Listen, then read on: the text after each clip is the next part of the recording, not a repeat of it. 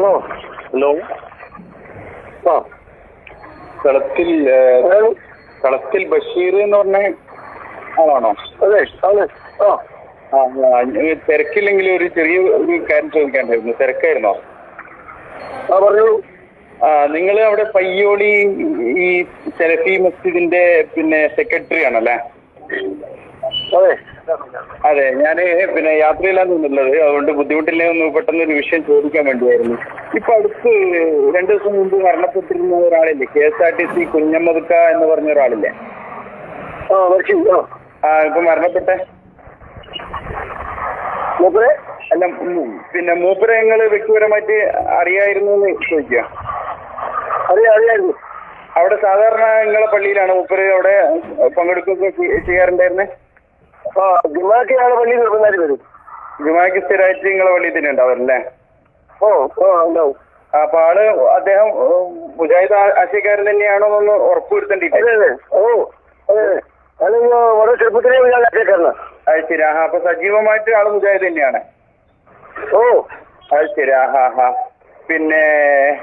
അതൊന്ന് നേരിട്ട് ഉറപ്പിക്കാൻ വേണ്ടിയായിരുന്നു ഞാൻ നിങ്ങളുമായിട്ടൊന്ന് ബന്ധപ്പെട്ടത്. അപ്പൊ അദ്ദേഹത്തെ പറ്റി അദ്ദേഹം 100% എന്നെക്കാൾ വലിയ മുജാഹിദാ.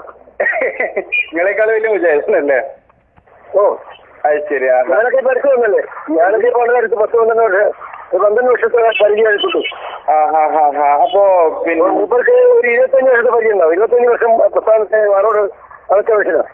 അല്ല, ഇത് ഞാൻ ചോദിക്കാൻ കാരണം അദ്ദേഹം എന്റെ മാതിരി മൂപ്പര് പ്രവർത്തിക്കാൻ പറ്റില്ല. എന്റെ മാതിരി മൂപ്പര് ആക്റ്റീവായി പ്രവർത്തിക്കാൻ മൂപ്പര് സമയം കിട്ടില്ല. അത് സമയത്തിന്റെ വിഷയം കൊണ്ടായിരിക്കുമല്ലോ. അല്ല, നിങ്ങളെക്കാള് വലിയ മുജാഹിദാന്ന് പറഞ്ഞപ്പോൾ തന്നെ മൂപ്പർ എത്രമാത്രം ആദർശത്തില് കണിച്ചതുള്ള ആളാന്ന് നമുക്ക് മനസ്സിലാവുന്നുണ്ടല്ലോ. അല്ല, ഇത് ഞാൻ ചോദിക്കാൻ കാരണോ മൂപ്പര് മയ്യത്ത് നിസ്കാരത്തിൽ പേരോട് റഹ്മാൻ സഖാഫി ഒക്കെ പങ്കെടുത്തു. സാധാരണ പേരോട് പറയുന്ന ആശയത്തിന് ഘടകവിരുദ്ധമായിട്ടാണല്ലോ കണ്ടത്. അതുകൊണ്ട് ഞാനൊന്ന് ഉറപ്പുവരുത്താൻ വേണ്ടി ചെയ്തതാണ്. പങ്കെടുത്തത് മൂപ്പര് വ്യക്തിപരമായിട്ടുള്ള വികസനം കൊണ്ടാണ് അവരൊക്കെ ഇങ്ങോട്ട് വന്ന് ബഹിഷ്കരിച്ചു.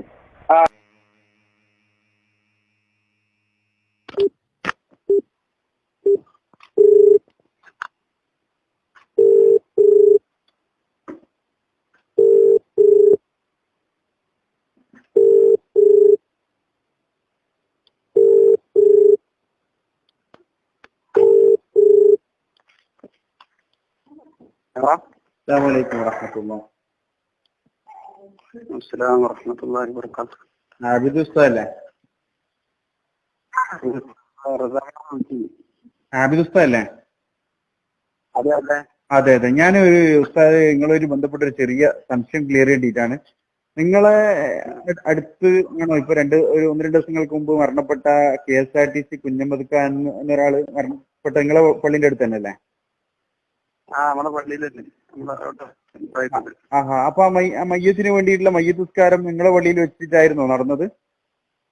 അതെ.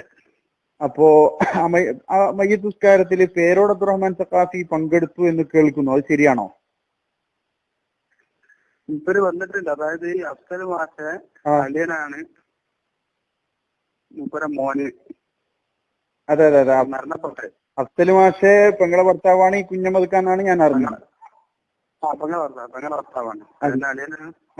അപ്പൊ ആ പേരോട് നിങ്ങൾക്ക് പേരോട് വന്നിട്ടുണ്ട്. പേരോട് ഒരു അമ്മാഷന്മാരല്ലേ? വന്നിട്ടുണ്ട്. പങ്കെടുത്തിട്ടുണ്ട്. പേരോട് മയ്യത്ത് നിസ്കരിക്കുന്നത് നിങ്ങൾ കണ്ടതാണോ? അതെ, ഞാൻ കണ്ടു. എന്റെ മുന്നിലാണ്. പേരോട് അതേ സഫിൽ തന്നെ ഒന്നാമത്തെ സഫിലുണ്ട്. അത് ശരി. അപ്പൊ മൂപ്പര് അല്ല, ഒരു സാക്ഷ്യം ഒരു വിഷയം അല്ല, നമ്മളൊരു വിഷയത്തിൽ ഒരു തെളിവ് ഒരാളോട് പറഞ്ഞു കൊടുക്കുന്ന സമയത്ത് വ്യക്തമായി നിങ്ങൾ ജോലി ചെയ്യുന്ന പള്ളിയുടെ മേൽവിലാസം എന്ന് പറയാമോ? നിങ്ങൾ നിൽക്കുന്ന പള്ളിയുടെ മേൽവിലാസം എന്ന് പറയാം, സ്ഥലത്തിന്റെ പേര്? അയനിക്കാട് ഹൈദ്രോസ് ജുമാ മസ്ജിദ്. അയനിക്കാട് എന്ത് ജുമാ മസ്ജിദാണ്? ഹൈദ്രോസ് ജുമാ മസ്ജിദ്. അയനിക്കാട് ഹൈദ്രോസ് ജുമാ മസ്ജിദിൽ ആണ് ഈ മയ്യിത്ത് നിസ്കാരം നടന്നിട്ടുള്ളത്. നിങ്ങൾ അത് പേരോട് അബ്ദുറഹ്മാൻ സഖാഫി നിസ്കരിക്കുന്നത് നിങ്ങൾ കണ്ടിട്ടുണ്ട്? കണ്ടിട്ടുണ്ട്. അതുകൊണ്ട് നമ്മള് മണലിന്റെ കാവലിയുണ്ട്. ഈ കാവലി മൂപ്പരേക്ക് പിന്നെ കെട്ടിപ്പിടിക്കലൊക്കെ ഉണ്ടായിട്ടുണ്ട്. ശരി. അല്ല അത് ഈ അഫ്സല് മൂപ്പരെ കൊണ്ട് നിസ്കരിപ്പിക്കാൻ വേണ്ടി ഒരു സംസാരം ഉണ്ടായണോ ഞാൻ കേട്ടിട്ടുണ്ട്. ഇങ്ങനെ അവരെ ആംഗ്യത്തില് എനിക്ക് മനസ്സിലായിരുന്നു. പേരോട് പറഞ്ഞു. അപ്പൊ കാലിയാര് അങ്ങോട്ട് പറഞ്ഞു ആയിക്കോട്ടെ കുഴപ്പമില്ല നിസ്കരിച്ചോട്ടെന്നെല്ലാം പറഞ്ഞു. പിന്നെയാണ് അവിടെ ഇയാളുണ്ട് ജമാൽ ഡോക്ടർ ഉണ്ട്. അത് വെച്ചാൽ ആരാ അപ്പോഴാൻ തോന്നുന്നുണ്ട്. അല്ല മൂപ്പര് അഞ്ജനാണ് ഡോക്ടർ. അഞ്ജനാണെന്ന് അറിഞ്ഞത്. അഞ്ചൻ പറഞ്ഞ് പിന്നെ പുതിയാപ്പളുണ്ട് നിസ്കരിക്കാൻ, മോളെ ഭർത്താവുണ്ട് നിസ്കരിച്ചത്. അങ്ങനെ മോളെ ഭർത്താവിനെ കൊണ്ടാണ് നിസ്കരിപ്പിച്ചത്. അത് ശരി. ഏതായാലും മയ്യത്ത് പേരോട് പങ്കെടുത്തിട്ടുണ്ട്, അതില് സംശയമൊന്നുമില്ല. തീർച്ചയായിട്ടുണ്ട്. ആയിക്കോട്ടെ. ഏതായാലും ജസാക്കല്ല, ഒരു വലിയ ഉപകാരം ഈ വിഷയം തുറന്നു പറഞ്ഞു. അസ്സലാമു അലൈക്കും വറഹ്മത്തുള്ളാഹി വബറകാതുഹു. പ്രിയപ്പെട്ട സഹോദരന്മാരെ, ഇപ്പോൾ നിങ്ങൾ കേട്ടിരിക്കുന്ന ഒരു സംഭാഷണം അത് പയ്യോളി സലഫി മസ്ജിദിലെ സെക്രട്ടറിയുമായി സംസാരിച്ച ഭാഗങ്ങളാണ് നിങ്ങൾ കേട്ടിരിക്കുന്നത്. അതിൽ നിന്ന് തന്നെ നിങ്ങൾക്ക് കാര്യങ്ങൾ വളരെ വ്യക്തമായി മനസ്സിലായിട്ടുണ്ടാവും. വളരെ വ്യക്തമായി പറയാൻ ആഗ്രഹിക്കുന്നത്, ആദർശം പൂർണ്ണമായി ചോർന്നുപോയ ഒരു കക്ഷി, അതിലുള്ള നേതാക്കന്മാരുടെ ഇന്നത്തെ അവസ്ഥയും മുമ്പ് അവർ സമൂഹത്തിൽ പ്രസംഗിച്ച പ്രസംഗങ്ങളും ഒന്ന് കൂട്ടി വായിക്കാൻ മാത്രം ഈ അവസരം ഉപയോഗപ്പെടുത്താൻ മാത്രമാണ് ഇങ്ങനെ ഒരു ക്ലിപ്പ് വിടേണ്ടി വന്നത്. സത്യത്തിൽ മൻ വഖറ സാഹിബ ബിദ്അത്തിൻ ഫഖദ് ആന അലാ ഹദമിൽ ഇസ്ലാം എന്നും അതുപോലെ തന്നെ മൻ അഹ്ദസ ഔ ആവാ മുഹ്ദിസൻ ഫഅലൈഹി ലഅനത്തുല്ലാഹി വൽ മലായികത്തി വന്നാസി അജ്മഈൻ എന്നൊക്കെയുള്ള ഹദീസുകൾ ഊതിയിട്ട് പുത്തൻവാദിയുമായി വെടിഞ്ഞിരിക്കേണ്ടതിൻ്റെ ഗൗരവം സമൂഹത്തെ പഠിപ്പിച്ച കക്ഷികൾ ഇപ്പോൾ സ്വന്തം മകൻ്റെ ഭാര്യയുടെ ഉപ്പാൻ്റെ പെങ്ങളുടെ ഭർത്താവ് മരണപ്പെട്ടപ്പോൾ ആദർശവും ഹദീസുകളൊന്നും വിഷയം അല്ലാതാവുന്നതാണ് നമ്മൾ കാണുന്നത്. ഏതായാലും കൂടുതലൊന്നും പറയാനില്ല.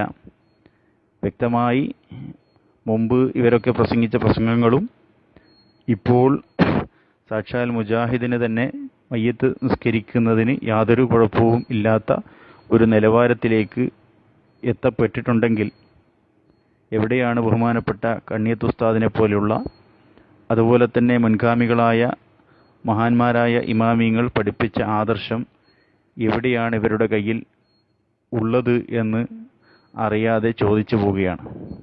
കേൾക്കുന്ന ആളുകൾ വിലയിരുത്താം.